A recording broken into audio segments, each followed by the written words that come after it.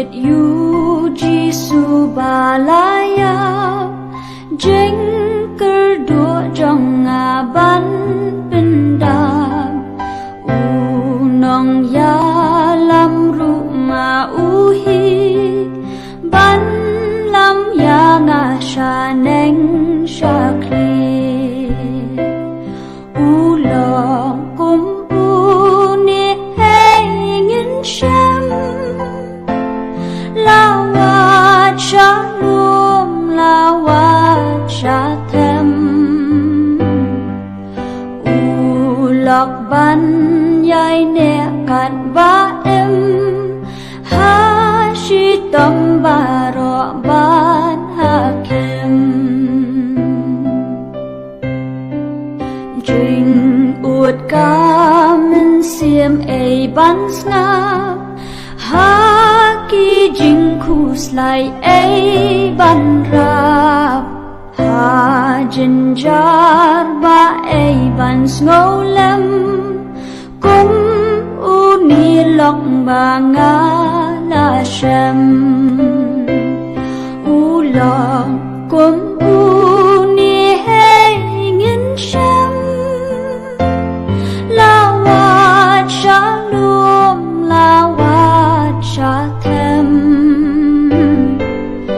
u lok ban yai ne kat ba em ha shi tom baro ban hakem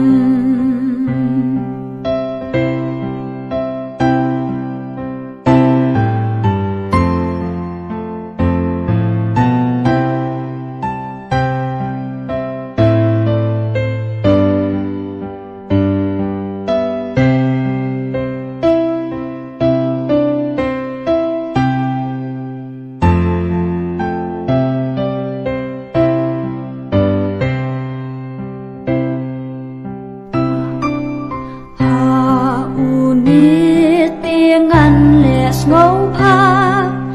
ya ungan shakri kan bala kinong shun la ki ker sau dong yu trai jong akim la bin mong ulong kum uni hengin shem lawat shalom lawat shatem ulok ban yai ne kan ba em ha shi tom baro ba